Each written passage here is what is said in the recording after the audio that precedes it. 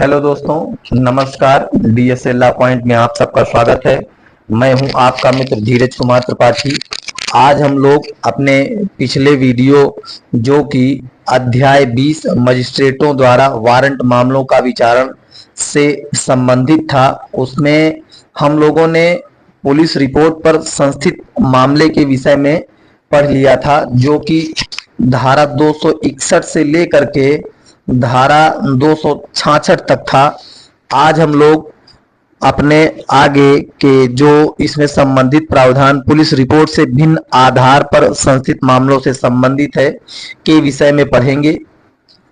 तो धारा 267 कहती है कि अभियोजन का साक्ष्य लिया जाना। तो इसका जो खंड 1 कहता है कि पुलिस रिपोर्ट से भिन्न आधार पर संस्थित किसी वारंट मामले में मजिस्ट्रेट के समक्ष अभियुक्त हाजिर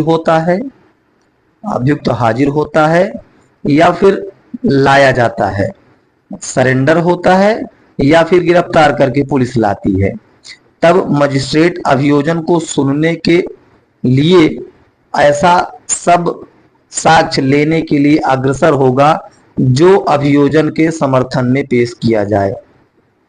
अर्थात पुलिस रिपोर्ट से अन्यथा संस्थित जो मामले होंगे, चाहे सो मोटो हो चाहे कंप्लेंट हो, तो उन पर जितने भी चाहे अभियुक्त जब हाजिर होता है या लाया जाता है, तो उसके बाद जो है मजिस्ट्रेट के सामने जो है पूरा अभियोजन अपने समर्थन के लिए सभी साक्ष्य पेश करता है। मजिस्ट्रेट अभियोजन के आवेदन पर उसके साक्षियों में से किसी को हाजिर होने या कोई दस्तावेज या अन्य चीज पेश करने का निर्देश देने वाला समन जारी कर सकता है। अर्थात मजिस्ट्रेट जो है वह साक्षियों में से किसी को हाजिर होने के लिए या ऐसा कोई दस्तावेज जो किसी के पास है या कोई अन्य चीज पेश करने के लिए उसे निर्देश देने के लिए एक समन जारी कर सकता है। धारा 268 कहती है कि अभियुक्त को कब उन्मोचित किया जाएगा।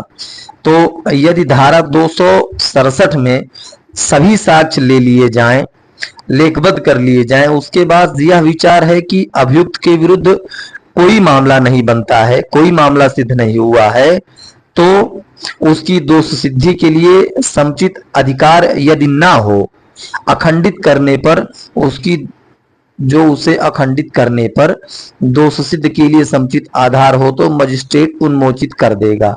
अर्थात जब कोई मामला उन साक्ष्यों को आने के बाद यह न सिद्ध हो पाए कि वह व्यक्ति दोषी है, तो उसे इसी आधार पर उन्मोचित कर दिया जाएगा।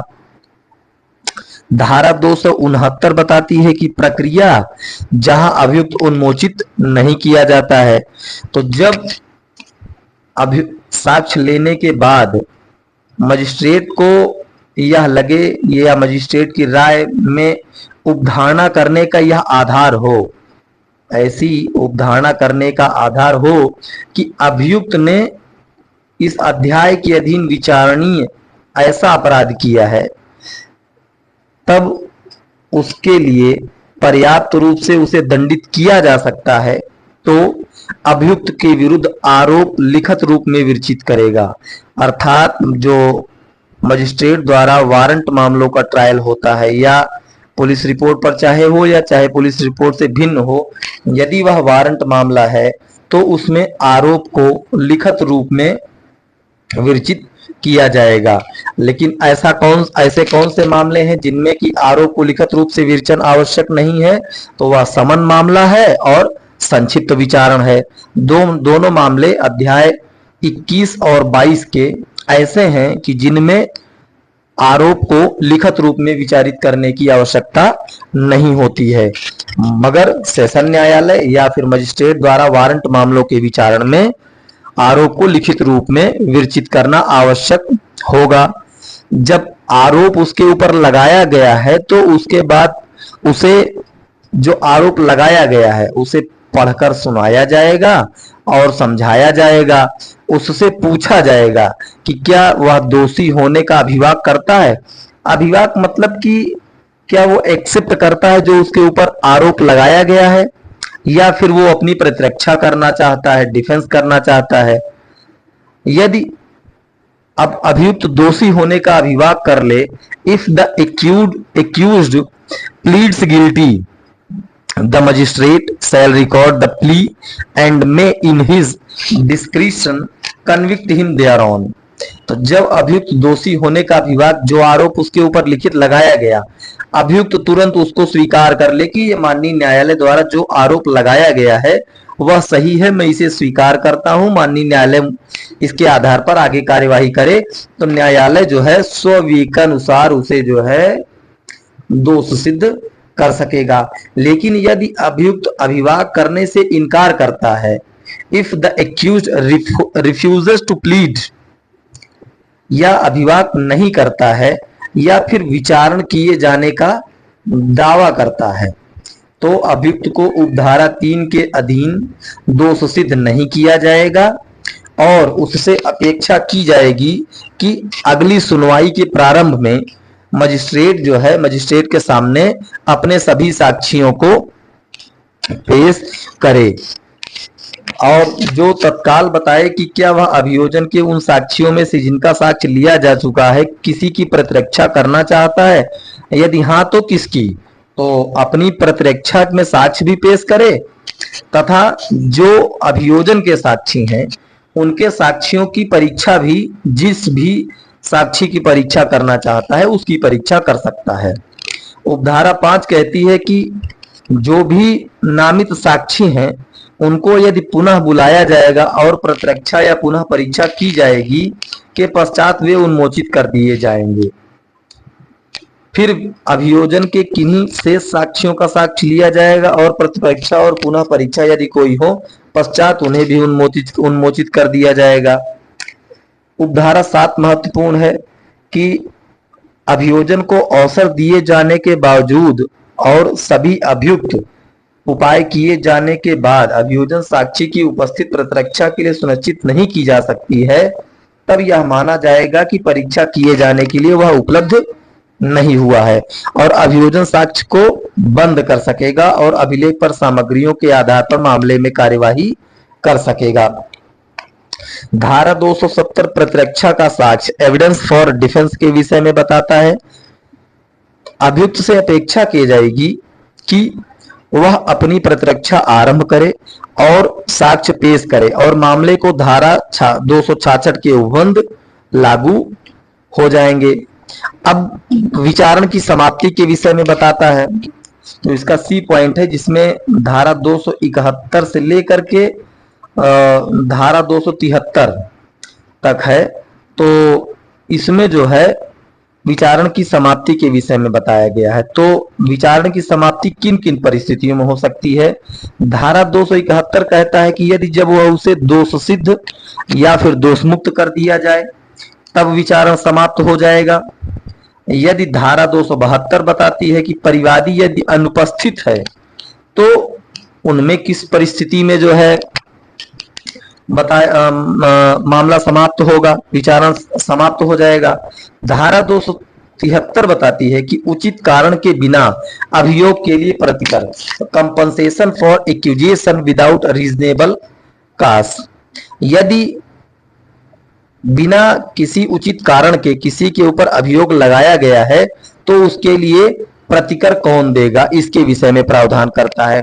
तो विचारण की समाप्ति में धारा 271 महत्वपूर्ण है, जो कि अध्याय 20 में मजिस्ट्रेट द्वारा जो ट्रायल का विचारण का प्रावधान किया गया, इसमें सबसे पहला तो पुलिस रिपोर्ट पर संस्थित मामले हैं, उसके बाद जो पुलिस रिपोर्ट से भिन्न आधार पर संस्थित मामले हैं उनके विषय में प्रावधानित है।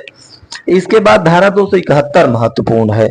धारा 271 कहती है कि इस अध्याय के अधीन किसी मामले में जिसमें आरोप विरचित किया गया है, जिसमें आरोप विरचित किया गया है, मजिस्ट्रेट इस निष्कर्ष पर पहुंचता है कि अभियुक्त दोषी नहीं है तो वह अभियुक्त को दोष मुक्ति का आदेश अभिलिखित करेगा।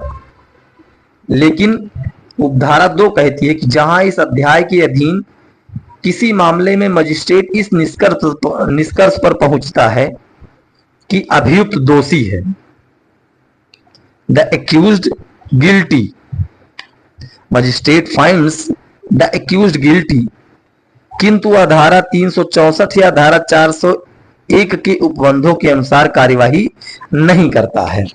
तो धारा 364 और धारा 401 पहले हम लोग देख लेते हैं कि ये क्या है।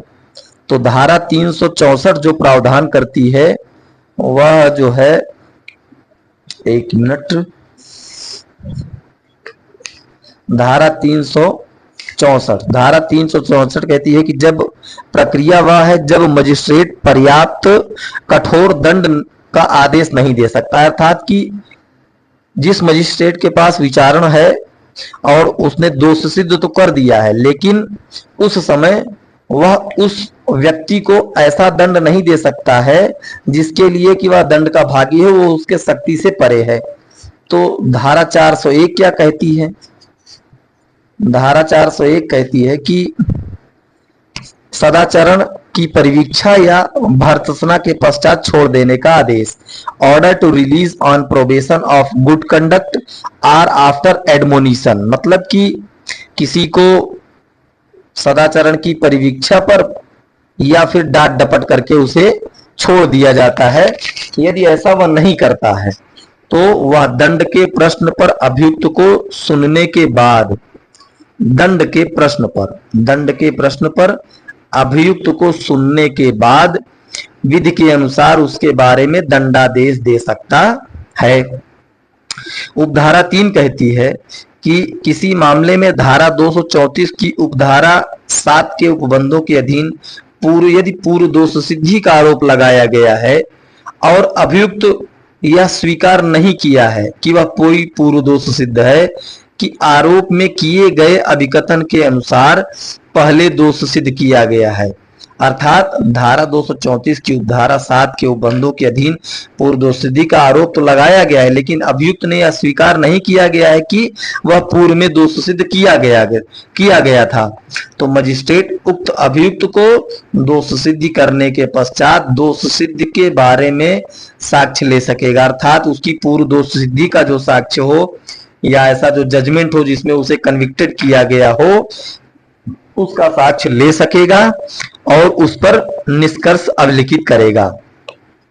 परंतु उपधारा 2 के अधीन यदि वह दोष सिद्ध नहीं कर दिया गया है तब न तो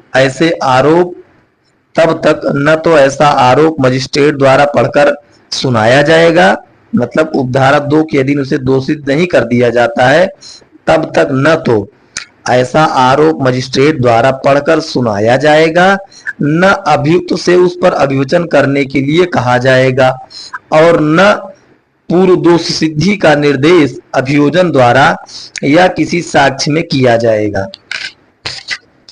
तो दोस्तों, आज हम लोगों ने पुलिस रिपोर्ट से भिन्न आधार पर संस्थित मामले के विषय में तथा विचारण की समाप्ति में धारा 271 दोष मुक्ति या दोष सिद्धि के से संबंधित प्रावधान को पढ़ा और हमने अपने पिछली वीडियो में भारतीय नागरिक सुरक्षा संहिता 2023 के अध्याय 20 मजिस्ट्रेट द्वारा वारंट मामलों के विचारण में पुलिस रिपोर्ट पर संस्थित मामले को पढ़ा था।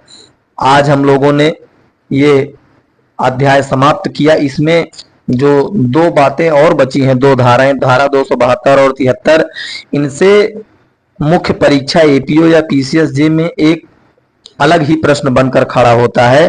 तो इसे हमें वृहत रूप में समझना होगा कि परिवादी की अनुपस्थित है तो उस समय कार्यवाही क्या होगी, या फिर जब उचित कारण के बिना अभियोग लगाया गया है तो उसके लिए प्रतिकर कौन देगा, क्या होगा, इसके विषय में प्रावधान है। तो इसके लिए हम अपना अगला वीडियो बनाएंगे, उसमें बाकी प्रावधानों को देखा जाएगा। इसलिए हम लोग अब इस वीडियो को यहीं समाप्त करते हैं। डीएसएल लॉ पॉइंट से आप लोग जुड़े रहने के लिए हमारे चैनल को सब्सक्राइब करें, लाइक करें, वीडियो को अत्यधिक अपने अपने मित्रों को शेयर करें, कमेंट करें और हमें सुझाव दें कि हम अपने इस वीडियो को और किस तरीके से इसमें क्या क्या सुधार कर सकते हैं, कैसे ज्यादा से ज्यादा लोगों को समझ में आए, किस तरीके से इसमें सुधार किया जाए, उसके विषय में बताएं। और हमसे जुड़े रहने के लिए हमारा चैनल सब्सक्राइब करें। एक महत्वपूर्ण सूचना यह भी है कि ऑल इंडिया बार एग्जामिनेशन 19 जो 19वां संस्करण है 2024 जो 24 नवंबर 2024 को प्रस्तावित है से संबंधित जो है हम लोग वीडियो की सीरीज शुरू किए हैं।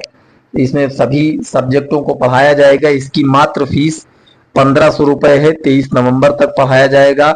जुड़ने के लिए हमारे वीडियो में दिए गए नंबर या डिस्क्रिप्शन में दिए गए नंबर 9601682266 पर फोन कर अधिक जानकारी प्राप्त करें एवं जुड़े। धन्यवाद। जय हिंद।